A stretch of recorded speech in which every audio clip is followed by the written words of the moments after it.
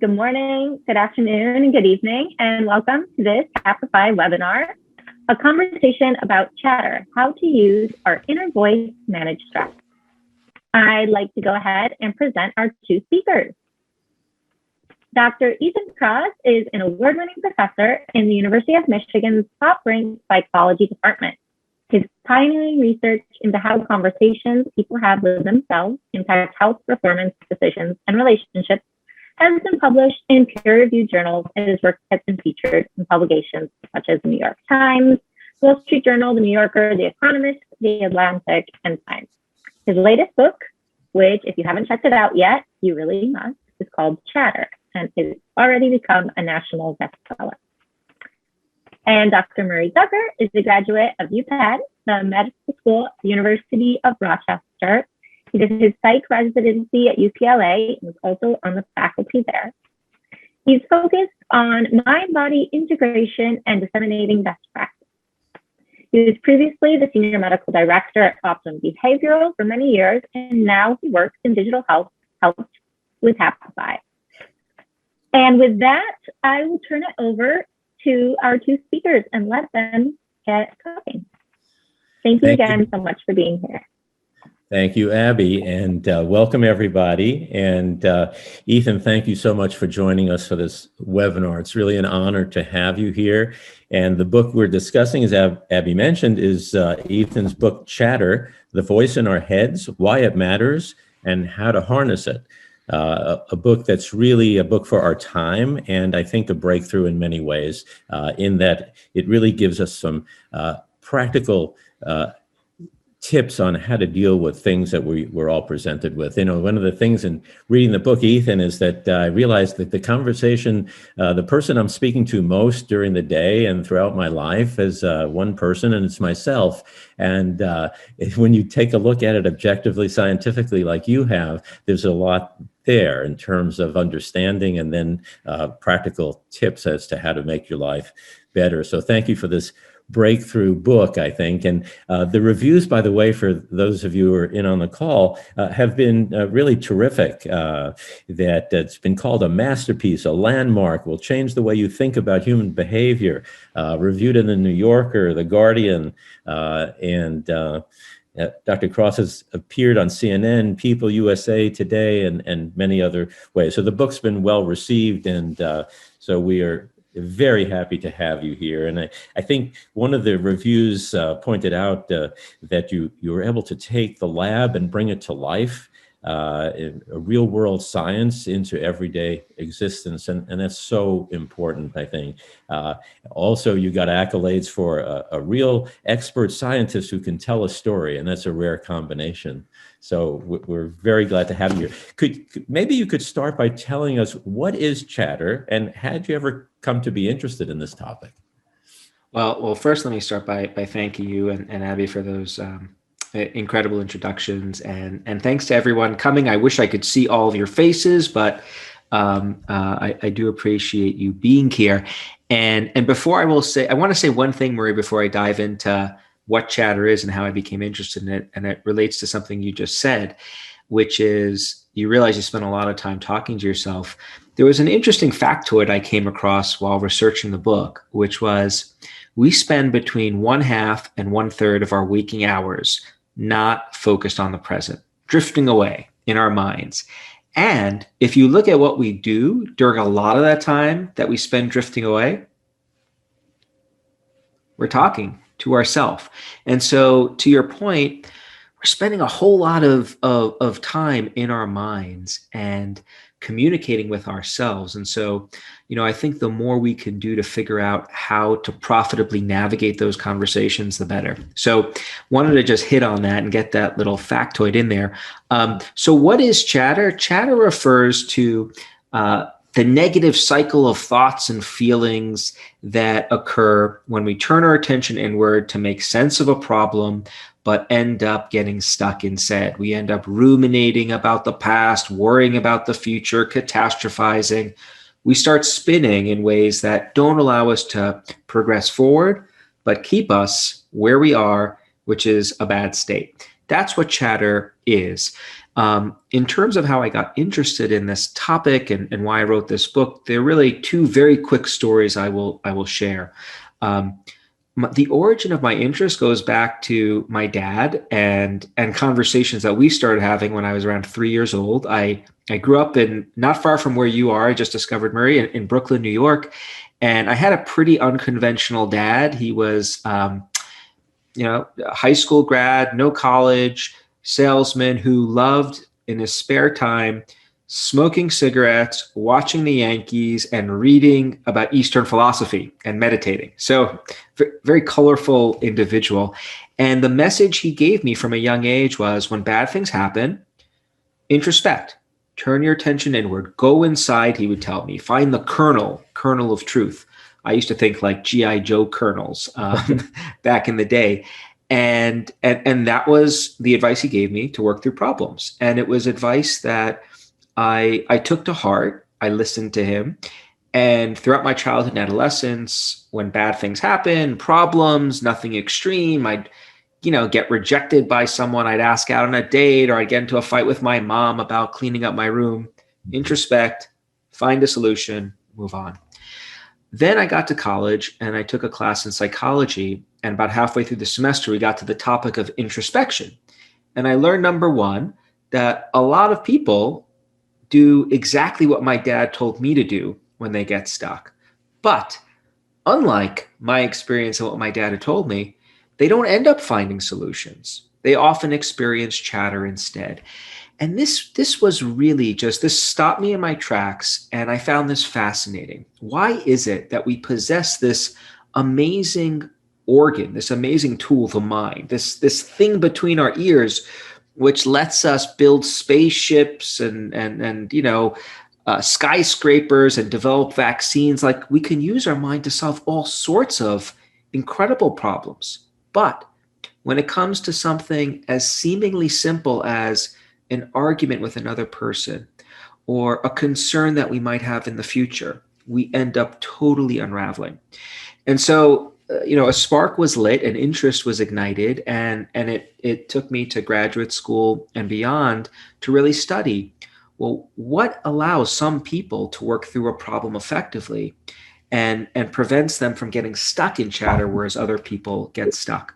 So that's where the interest came from. The last part of the story is, why did I decide after 20 years to start talking to the world about this research?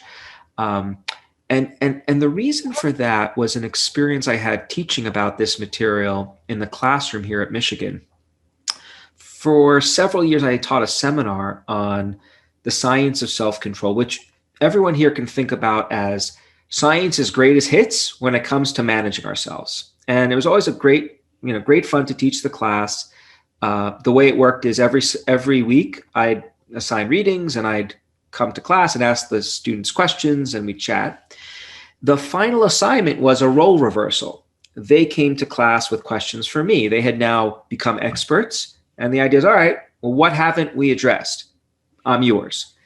And the last time I taught this class, a girl named Ariel raised her hand and said to me at the beginning of the class, why are we learning about this now? And I had no idea what she was talking about. And then she said, well, we've been learning the whole semester about all these different tools we can use to think better, to have better relationships, to have better health. Why didn't anyone teach us about this stuff earlier when it could have made a difference in our lives? And so my first response was, fear not, you will have opportunities to experience and control chatter in your 20s and beyond. So, you're not done now that you've graduated. But short of that superficial answer, I didn't have a good answer. I really started thinking, well, we teach kids and we teach people about things that we think are important. Isn't the human mind and how to manage it important? And so there were a couple of activities that came out of that experience, one of which was this book. So I'm zipping it up and throwing it back to you. It's interesting you say that, because while reading the book, I was practicing some of the techniques. And I had the same experience, especially when you related that story in the book. Like, why didn't they teach me this in school, in elementary school? I mean, my life could have been this and that. So it's so fascinating too. So could you maybe share with us how you see chatter affecting our mood, our behavior, relationships, work, self-image? What's the effect that this conversation we have in our heads has on us? Well, there are two things I want to point out. First, chatter is the negative side of self-talk, and it's something we want to figure out how to minimize and reduce. But self-talk itself can be amazingly helpful. Like our ability to talk to ourselves, like you and I and many others here spend a lot of time doing. This is a tool of the mind. It involves using language silently to manage how we navigate the world. And language, these silent conversations we have with ourselves, they help us do things like keep information active in our head. Our self-talk helps us simulate and plan for the future, like when I rehearse what I'm going to say before a meeting or a presentation. Self-talk helps us coach ourselves through problems. And it does what I like to call, it helps us storify our lives, right? Things happen. We often try to make sense of our experiences. And language helps us do that. We tell stories, and those stories shape our sense of who we are. So self-talk, language, a very important tool. When it morphs into chatter, when that self-talk derails, there are big problems that occur. And I use the term big problems not lightly, but I truly believe one of the big problems we face as a species is chatter. So let me tell you briefly why that is. Research shows that chatter impacts what I would argue are the three domains of life that many of us here care most about. Our ability to think and perform well at work, our social relationships, and our physical health. In terms of thinking and performing, we know from oodles and oodles of research, that is a very highly technical term, oodles and oodles, we know that when chatter strikes, it makes it incredibly difficult for us to focus. We have a limited ability to focus on any given thing at any moment in time. What happens with chatter is all of our attention is consumed by the things we're worrying and ruminating about. And so that's occupying the mental space we have to think in marvelous ways. And when that escapes us, that ability to focus, we can't do our jobs. The concrete example I like to give folks here is to think about a time when you've tried to read a few pages in a book.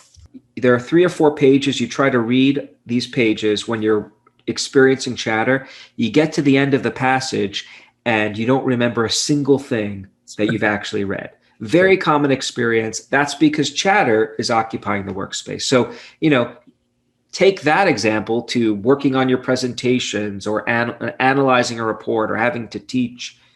Chatter can really undermine us there. One estimate puts the organizational cost of chatter at over $1 trillion. Mm-hmm. So not a small number. What about relationships? We know that when people experience chatter, they are intensely motivated to share their feelings with others, to talk about what's bothering them. Mm-hmm. And that can have the unfortunate effect of pushing other people away. Because what happens with chatter is we find someone to talk to and we talk to them about our problems. And we talk some more and more and more and more. We keep talking because the problems are persisting. And to make matters worse, chatter is making it hard for us to solve problems. So we're not always listening to the feedback we get. And so there's a lot of work showing how chatter can create friction in our relationships. The last bit is something, Murray, that we spent a little bit of time talking about on our last call, which is chatter isn't just about feeling bad. It can have physical effects on our body. Mm-hmm. One of the things we know is that in contrast to the message that is disseminated to the world that stress kills, stress does not kill. So I'll say it again. Stress doesn't kill. Stress in small doses is elegantly adaptive. It's a good thing that everyone on this webinar has the capacity to quickly respond to a threat in their environment, approach or avoid. What does make stress toxic is when our stress response gets triggered and then maintained over time. We're talking chronic stress here. How does that happen? Chatter plays a huge role. What happens is we experience something threatening in the world. we're insulted, we're rejected, we're dumped, fill in your favorite negative experience. We don't just experience those events and move on. We experience them and then we think about them again and again and again. And each time we're thinking about them, we're essentially reactivating and maintaining that stress response. And so there's a lot of data showing how chatter can predict things like cardiovascular disease, problems of inflammation, and even certain forms of cancer. So that's what's at stake here. Work, relationships, health. These are big domains. That's terrific. And, one of the things behind what you're saying and was mentioned before is that you've taken your research from the lab and made it understandable for people. Could you say a few words about the science and what you do in your lab at Michigan? Yeah. So what we do in our lab is we try to answer two kinds of questions. What are the nuts and bolts that make it possible for a human being to control their thoughts, feelings, and behaviors? How does that work? We like to think of ourselves, as corny as this may sound, as mind mechanics. So mind mechanics, we want to figure out how does the mind work when it comes to controlling ourselves, and everything that is in my book is science-based. That's very important to me. I am a scientist. What we also try to do is figure out how can we use our information, our knowledge of self-control and emotion regulation to help people in their lives. How can we take what we know about the science and translate it in the form of interventions and other ways of helping people address this kind of issue if they want to? So what you're saying is so empowering, because this goes on naturally, whether we like it or not. And you point out how you can actually harness this to empower a better life, better relationship, better work. So I think it's just such a strong piece. And some of what you point out is counterintuitive in a way. Like you mentioned, we have this urge to express things to people, and in a way, it drives them away or it keeps us in the cycle. Could you point out some of the counterintuitive things that we all do, and what some of the interventions are that you point out? Yeah, happy to. One theme of the book is that there are no single magic pills, right? So there's no single cure-alls. There are lots of different tools that exist for managing chatter. And sometimes, as you're suggesting, the things we think are going to help, the science suggests that they don't. And so one of the big counterintuitive findings that I talk about has to do with the impulse many of us have and the desire to vent our emotions when we're feeling upset. Many people tell us that when bad things are happening, what you want to do is vent your emotions, just express, unload, get it out. There's been a lot of work on this over the years. And what the findings show is that venting our emotions, this leads to people, the people who are venting with one another, it leads them to feel really close and connected. So let's say you and I are chatting, Murray, we're now buddies. It feels good to know that you're there for me and you're willing to take the time to listen about what happened to me in this situation. But if all we do is vent, if all I do is share with you how upset I was and what that person said to me, I leave the conversation. I feel really good about our connection, but the chatter is still there. We've done nothing to shift my perspective, to change the way I'm thinking about the situation. So the best kinds of conversations for managing chatter actually involve two things. You do want to share what you're feeling with someone else to a certain degree. It is important to know that someone else is validating your experience and is there for you.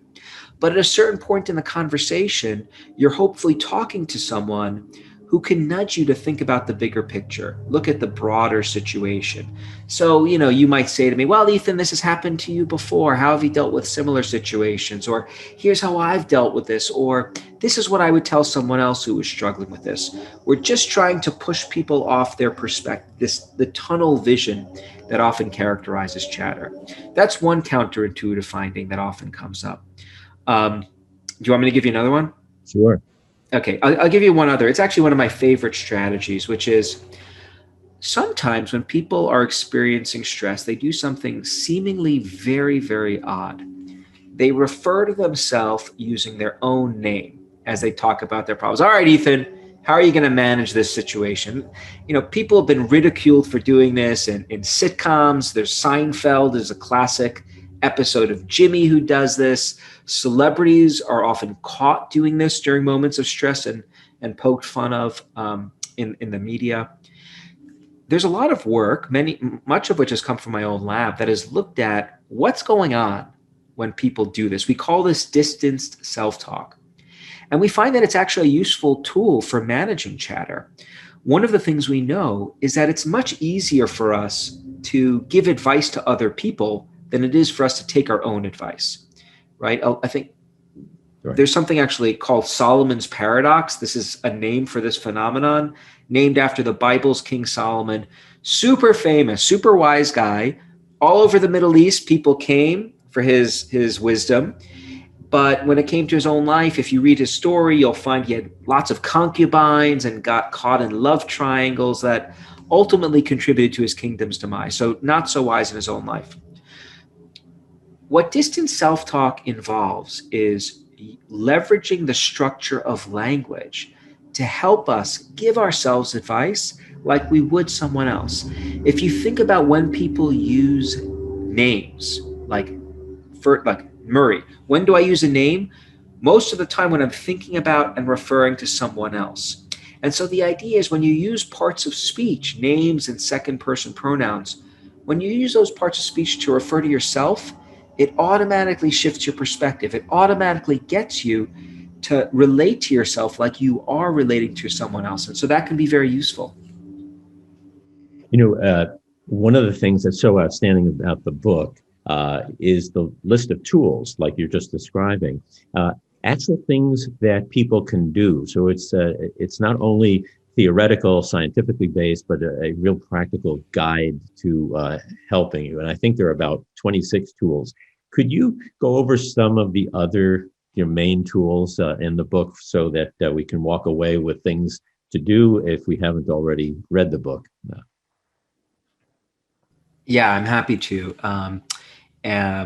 So, there are 26 tools. We won't get through all of them now, obviously. Let me try to give folks a framework for thinking about how these tools are organized in your lives. And then I'll give a sample of the tools in rapid succession, just to give some concrete take-homes.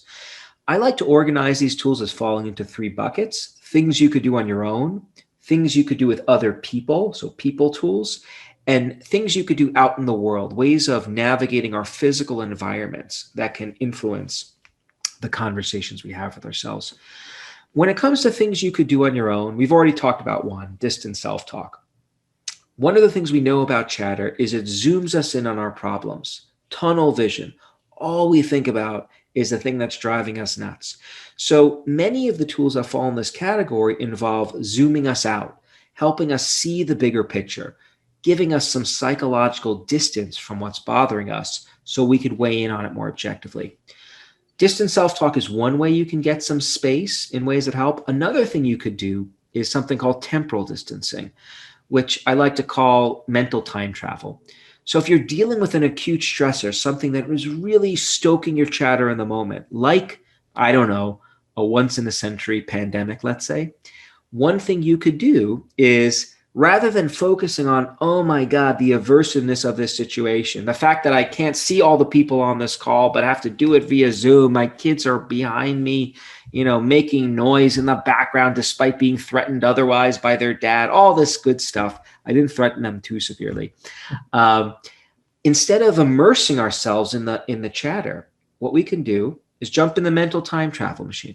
How am I going to feel 6 months from now when I'm vaccinated, my loved ones are vaccinated, I'm traveling again, we're closer to herd immunity, and life is closer to where it was before? What that does, that small trip in the mental time travel machine, that helps me realize that what I'm going through right now, as awful as it is, it's temporary. It will eventually pass. It's broadening my perspective. That gives us hope, and hope is powerful for turning the volume on chatter down. You can also go into the past. I think about the pandemic of 1918. It was even worse than COVID, right? We didn't have the same technology. We didn't have the same takeout options. We didn't have Zoom. And yet we got through it. and we came back even stronger, roaring 20s. Simple shifts that can help. So those are two kinds of distancing tools: distance self-talk, temporal distancing. There are 8 or 9 others I talk about in the book. When it comes to other people, we've already talked about where social support can go wrong if we just get stuck venting and co-ruminating, and what we can do if we're seeking out chatter support from someone else or trying to provide it, how we could do that better.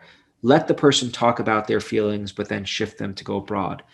Another thing you could do with other people is try to help them invisibly. We call this invisible support. And when invisible support is useful is in the following circumstance. You're going to be in situations in your life when you see your friends, your loved ones struggling with chatter, but they're not going to necessarily seek out your help. They're not going to ask you for support. And there is real danger in volunteering support and advice in those circumstances when it's not asked for.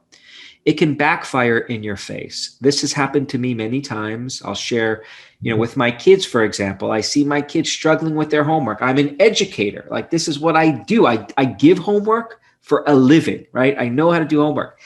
I see my daughter struggling. I go over to her. Hey, sweetie, can I help you with this? Let me show you how, and instantly Murray goes like this. Did I ask you for help? Do you not think I could do it?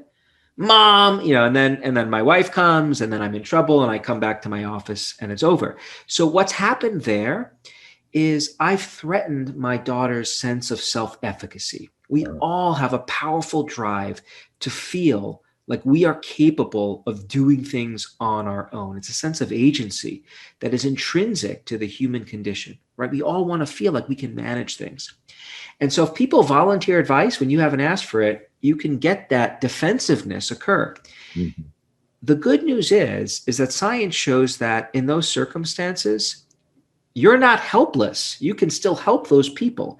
The way to do it is outside of their awareness. So if my wife is filled with chatter, I'll do things like I'll volunteer to pick up the laundry and make dinner.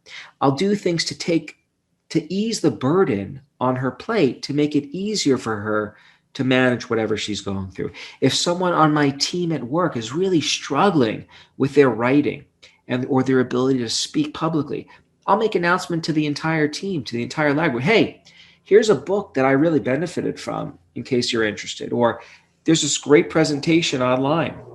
Why don't we all go watch it and talk about it in lab? What I'm doing there is I'm getting them the information they need, but I'm not shining a spotlight on their own inadequacies. That's invisible support. If we go to the final bucket here, just to touch on some of the other tools real quick, what about your environment, ways of navigating your physical spaces? I find these to be some of the most fascinating tools. While researching the book, I had the experience of someone who was living in a world surrounded by things that could help me, but being blind to where they were. There's like these tools are hidden in plain sight. One tool is our green spaces, nature. I think it's probably many people here have probably heard it's useful to, go get some air when you're struggling with stuff. Turns out there's actually a huge science on what green space exposure does for the mind and brain, and it is fascinating, and it helps. Green spaces can help us with our chatter in two ways. When we are filled with chatter, as we talked about before, we're drained of our attention. It's all we can think about, right? And so it's hard for us to focus. What science shows happens when you go for a walk in a safe green space or watch a video even of a green setting, our attention is gradually and very softly captured by the beauty around us, the trees, the shrubs. We attend to it. We're not attending to our chatter anymore. We're attending in a very gentle way to these other beautiful things. And that just takes the foot off the gas when it comes to chatter. It gives us a break, allowing our attention to restore, making it easier for us when we're done with that walk to do whatever we want to do, whether that be use other strategies to manage our chatter, focus on our work, and so forth. The other thing that green space exposure can do is it can provide us with opportunities to experience the emotion of awe. Awe is an emotion we experience when we're in the presence of something vast that we have trouble explaining. I'm getting it right now, Murray, by looking not at you, but at the scene right behind you, the Golden Gate Bridge. Like, it fills me with awe that we have figured out how to span two land masses separated by water safely. I mean, it's hard to contemplate truly how that technological innovation. So that's a man-made awe, but we get awe from nature a lot. Trees that have lived for hundreds of years and weathered storms and beautiful views. My God, this world is amazing. What we know happens when we experience awe. Sorry, there's a little background noise right behind me. Can you hear me okay, Murray? Yeah, I can. It's awesome that we've discovered how to fly. And okay, cool. When you're contemplating something vast and indescribable, what happens is it leads to a shrinking of the self. You and your own concerns feel a whole lot smaller when you're contemplating things like interplanetary travel, like putting rovers on planet Mars or bridges or what have you. And that when our problems feel smaller, they're a lot more manageable and chatter goes down. So that's those are two ways that your physical spaces can help us. And I think knowing about the science, what it does, it allows us to be a lot more deliberate about how we might use these tools in our lives. So we've talked just about maybe, I don't know, a quarter of the tools that are out there, but what knowing about these tools allows me to do, for example, is the next time I have a dose of chatter, and it happens to me like the best of us, I'll use distant self-talk right away. All right, Ethan, how are you going to manage the situation? I do it silently, by the way, not when I'm walking the streets. You don't want to do that out loud when you're navigating the streets. Talk to yourself out loud. So I'll use distant self-talk. When I'm really feeling bad about it, I'll think, well, Ethan, how are you going to feel about this a week from now? Consistently, I know that I always feel better a week later, right? For some people, maybe 2 weeks, for others, 2 days. But what's the time dimension? I'll find my chatter advisors, people who in my life who are skilled at listening to me, but also helping me get that broader perspective. I don't have a lot of chatter advisors, maybe 3 or 4 when it comes to my personal life, 4 or 5 for my professional life, but they're really useful. I'll call them up for their counsel, and I'll go for a walk in the Arboretum. That's a cocktail, a non-alcoholic cocktail. Terrible joke, but I'll provide the disclaimer. That's a cocktail that works really well for me. Other people benefit from other combinations of tools. And I think the real challenge, both as scientist and as also a human being that I face, is figuring out what's the unique combination of tools that work for me. So a lot of what I'm hearing you say seems to have a lot of cross connection to cognitive behavioral therapy, positive psychology, mindfulness, and other disciplines. And at Happify Health, where we're a digital therapeutic company and a care delivery company that focuses on wellness, mental health, and physical health, it seems like there's a lot of application of what you're doing. So I'm wondering what you think about taking some of these techniques and being able to scale them, because what you're talking about is needed by so many people, and how to scale that in terms of maybe in digital format, in terms of a digital therapeutic. You see an application to be able to spread the word through innovation. Absolutely. A big reason why I wrote this book was to help begin to scale some of this information.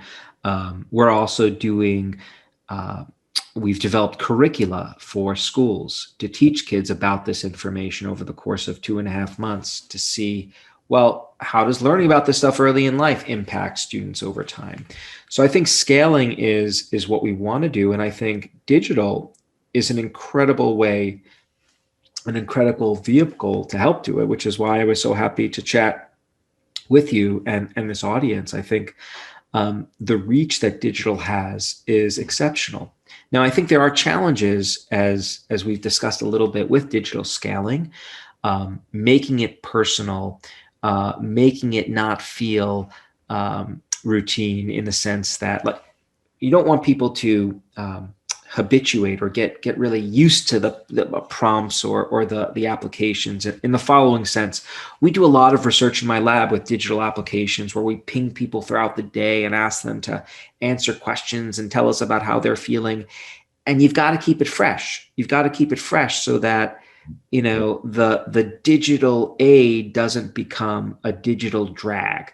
And I think, you know, Happify and others are, you know this very well and are interested in doing that. So I think we're living through an amazing time where social media and these digital applications are transforming how we interact as a species. And there's a tremendous role that they play in providing this information. And what I'd love to see happen, and maybe this is happening at Happify already, is having different levels of engagement, different possibilities. I think, you know, for the masses of people who are looking for help, digital is a first line. But then, of course, as situations become more extreme, you know, you want to have other more intensive forms of intervention available. So, you know, there's so many more questions that I have. We could spend the day or the week, but our time is coming to an end here, and we want to leave time open for questions. But just in closing, what do you think the biggest points, 1 or 2 points, takeaways should be for everybody? No single magic pills. You know, as an example, I run into so many people who say that their goal in life now is just to always be in the moment or to meditate all the time. Being in the moment and meditation, right? Great tools, but they're tools, one tool amidst a much broader set of tools that we have at our disposal. So no magic pills. We want to find the right combinations of tools that work for us. I think that's really important. The second thing is just normalizing this experience, recognizing that if you experience chatter, like, congratulations, welcome to the human condition. You're not alone. Like, this is part of it. The inner voice is so fascinating to me because on the one hand, it is something that is we're all so intimately familiar with this, right? We use language silently throughout our lives. On the other hand, we don't really talk about this very much, right? It's not like you go to a cocktail party and, hey, you know, Murray, Ethan Kross, nice to meet you. What are you talking to yourself about nowadays? You know, like, we don't do that. So we don't really have a vocabulary to talk about the inner voice. And in part, that was part of the reason for writing the book, was to begin to just bring to light this common feature of the human experience. So there are lots of tools. If a tool isn't working for you, try a different one and try to figure out what the combination is that works best. And, you know, don't sweat it too much if you're experiencing chatter. Focus on managing it, not on the fact that you may have a blip here and there.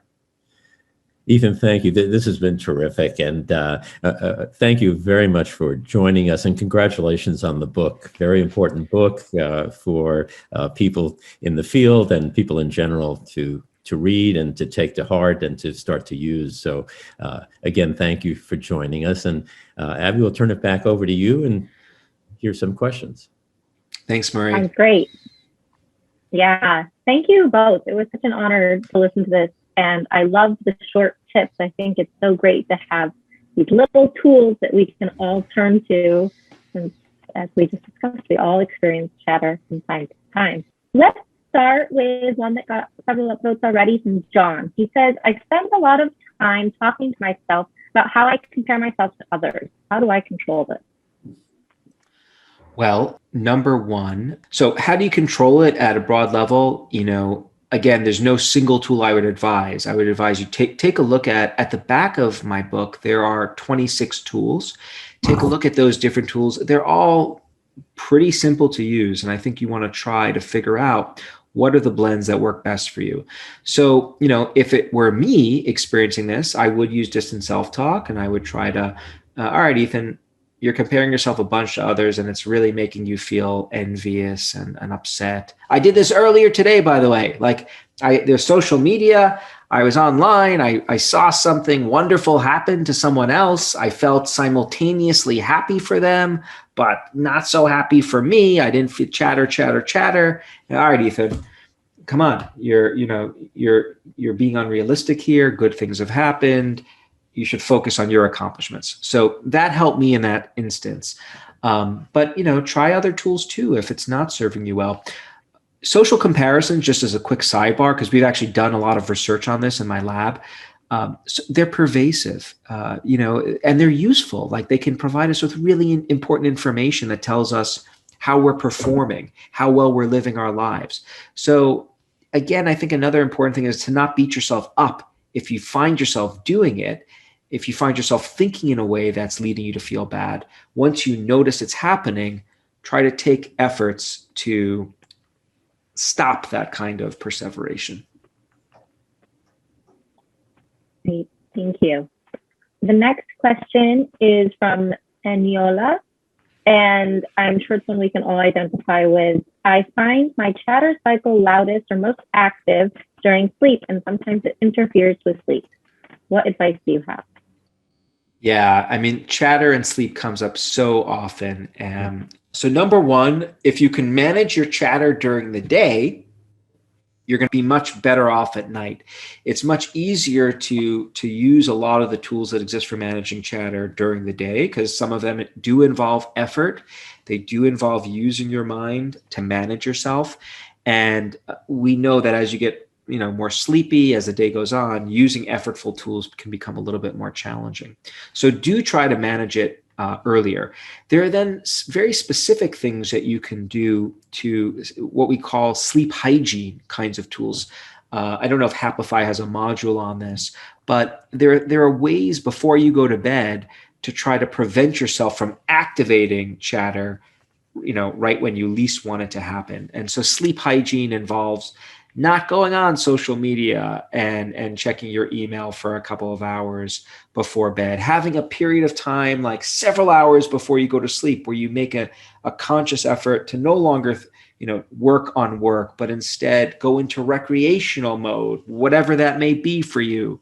It's Room Raiders and HGTV for some. For me, like my sleeping pill is watching the cooking channel. This is like, this just lullabies me to sleep. All of my worries fade as I see souffles rise. So, what helps, find those things that are healthy, not, substances necessarily, that help calm you down and bring you down.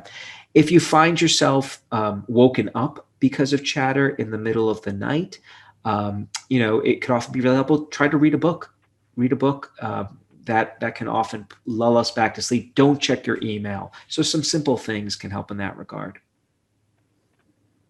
Thank you. And yes, just a side note, Happify does have a track called How to Get the Best Sleep of Your Life, and several articles and an infographic also about these sleep hacks, sleep hygiene, and how to fall back asleep if that's the issue there too. So feel free to check that out and get even more information, which corroborates what Ethan just told us. Okay, the next one that I had up for you is, you mentioned a few people have asked questions around this, but Mark says, I'm an educator and interested in learning more about the curriculum you develop for young adults. Where can he find more information about this? There's some information in my book. That's not a shameless book plug, mind you. I mean, it really is. I describe this curriculum there more than I have elsewhere. So it's in the final chapter. And there are a few articles about it online. It's not publicly available yet because it's in the final stages of clinical testing. So let me just give you 60 seconds on what this project is about, because it's one I'm really excited about. For the past 4 or 5 years, I and several other scientists, self-control scientists, we've been working with middle and high school teachers and elementary school teachers to essentially take what we know about the science of self-control and then translate that into engaging lesson plans for middle and high school kids. We've been working with these teachers because we, the scientists, know that although we may know how to talk about science to adults and do experiments, we're not experts in making lessons fun and exciting for kids. And that's really where these teachers have really shined in their creativity in developing fun exercises and so forth. And so we developed the curriculum and we've been pilot testing it, and it's undergone a few revisions. And what we know at this point is that children who go through this curriculum, and there's a companion control group curriculum where we teach kids about the science of learning. So we're teaching them information that we think is useful, but has nothing to do with self-control.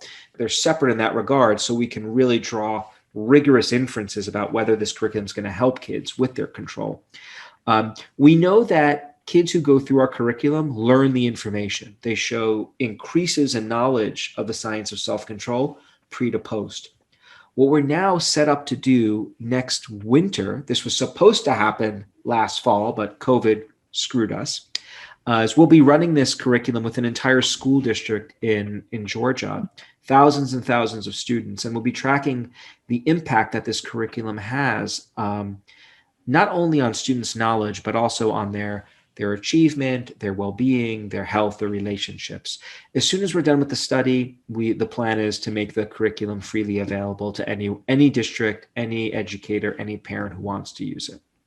That is great. That's awesome. All right.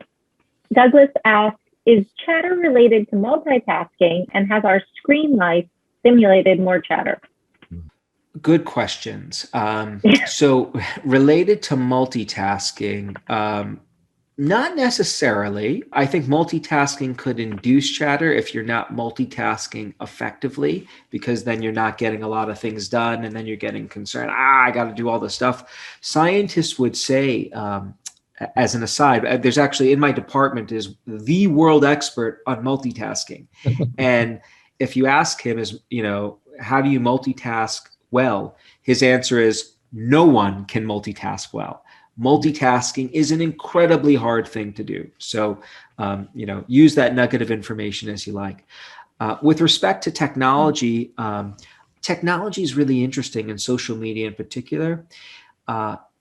Social media, although, depending on what you read, you can hear that it is either bringing upon the downfall of society or a great thing. The answer is somewhere in the middle. I like to think of social media as a new kind of environment that we spend a lot of time interacting in. What do we know about environments? What do we know about the offline world that we've been interacting with for quite a long time? If you go to the right places, the right neighborhoods, and you talk to the right people, that can really benefit you. If you go to the wrong neighborhoods and talk to the wrong people, it can get you in deep trouble. Social media is similar. There are certain ways of engaging in social media that can stoke chatter. For example, to bring it back to the social comparison point before, if you log into Instagram and Facebook and just take in all of the amazing accomplishments of seemingly everyone in your personal network, like, my God, my network is really attractive. I never realized my friends and loved ones were that attractive. And second, they all seem to be in a wonderful hotel on the beach all the time, right? Like, if all you do is expose yourself to the glorified lives of others, that's going to make you feel bad. You're going to ruminate about your own inadequacies, and there's data to support that.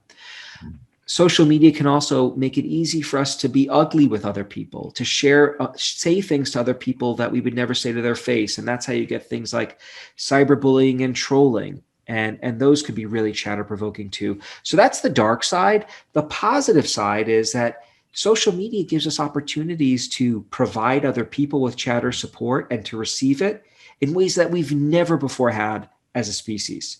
I could log in and, confess to thousands and thousands of people that I have a problem I need support with, and I'll get a lot of support back. So the key to using social media is science has now given us a blueprint, the beginnings of a blueprint that tell us how to navigate that space productively or unproductively. And my suggestion would be to heed the message, the findings that science is giving us about how to do that well. Thank you. Good. Someone else asked, you gave us all these wonderful tools of things we should do, but is there anything that we should avoid? Anything that makes chatter worse? Yes. So we actually just finished a study with two large studies, one with a nationally representative sample in the States, looking at COVID anxiety and how people can regulate it. And what we did in these studies is every day for 14 consecutive days, we had people rate their anxiety, their chatter around the future. And we had them indicate which of 18 different tools they used to manage it. And the tools ranged on a dimension of healthiness. So what experts would write, say is a healthy versus unhealthy tool. So a healthy tool would be something like interacting with nature or talking, getting good social support, advice from other people. An unhealthy tool might be something like drinking. What was really interesting at the end of the study is we looked at the people who had the healthiest profiles, coping profiles, and the unhealthiest coping profiles. There was a 30% difference in anxiety. The people who used the healthiest combination of strategies had a 30% lower rate of daily anxiety compared to people who used the unhealthy strategies. So what were the unhealthy strategies? Some are familiar players, drinking and eating to feel better, suppression, trying to just ignore the problem and not think about it. Venting your emotions was also an unhealthy strategy, just expressing the emotions without getting support. These all contributed to higher levels of anxiety. So those are things you want to avoid. Now, the other interesting finding in this study, and again, this is unpublished, it's undergoing peer review, so I want to give people that caveat. The more vulnerable people were to experiencing distress, the higher their level of anxiety or depression or their tendency to ruminate in general, the more likely they were to use unhealthy strategies. However, when vulnerable people used healthy strategies, they benefited from them nonetheless. So the idea, which is really exciting to us, is there's a real opportunity for education here. We need to be talking to vulnerable individuals about what the good tools are and what the bad tools are so that they can begin to be a lot more deliberate about how to use those tools in their lives to their betterment. Yeah, absolutely. Thanks. Maddie Angela asked that she once read that meditation has shown to reduce this type of self-talk. Could you say something about meditation and its relationship to chatter? Yeah, meditation is I think of it as another tool in your toolbox. It is one tool among many, and there's a lot of data showing that meditation and related mindfulness-like practices can be very helpful for managing chatter. The only additional point I'd like to give is in popular culture, the message, we often go to extremes in our messaging, and I think it's easy. There is a messaging now that suggests you got to meditate to reduce your chatter. Meditation works for some people more than others. And if it doesn't serve you well for whatever reason, there are other things you can do. I'll take this opportunity to shamelessly plug Happify's guided meditation section as well. It's got a wide range of meditation styles and different voices. So if you're looking to try out one more tool, please check it out. And okay, so we have time for one or two more questions. And you were speaking about venting before. We've had a couple questions about venting. Specifically here, we'll say, Doreen asked, I vented to a friend the other day, and he accused me of getting too emotional over a stressful event. She was really hurt. How can you find the right people to vent to? I'm so glad you asked that. So I like to tell people that the challenge is to think about how can you build a board of chatter advisors. Companies have boards of advisors that they go to for problems. We all need our own chatter board of advisors. And in the same way that companies are extremely selective about who they put on their boards, right? This board of advisors, that's responsible for steering the company to success. The same is true when it comes to our own life. So I think very carefully about who, when I talk to them, who's really good at listening to me, really hearing what I'm saying, validating my experience, but then also helping me broaden my perspective, helping me think through and reframe the problem in ways that are adaptive. There are some people who I'm very close to, people who I love a lot. They love me. I know they love me because DNA ensures it, right? We're related at a genetic level. I don't talk to them about my chatter. despite my motivation to talk to everyone about my chatter, I don't talk to them because I know it's just going to make me feel worse. So I'm very deliberate about who I speak to. There may be like 3 people I talk to about chatter when it comes to personal issues, and then 4 very different people I talk to about chatter when it comes to work. And that's my board. Those are my boards, and I consult them, and they in turn come back to me. So I think use the science here to help you identify what makes a good chatter advisor, and then seek those individuals out. Thanks for that. We are at the top of the hour, so thank you so much. Thanks for having me. I felt like I spoke too much, but I nonetheless, it was great, Murray and Abby, chatting with you. And thanks to everyone for coming. If you want to learn more about this stuff, check out the book, check out my website, Ethan Kross, KROSS.com. There's more info there. And I wish you all chatter-free days. Terrific. And nights, importantly, chatter-free nights as well. Thank you. Yeah. Bye, everybody. Thank you so much. Take care. Thanks for being here, and thanks for a great presentation. Have a wonderful rest of your day, everyone. Bye.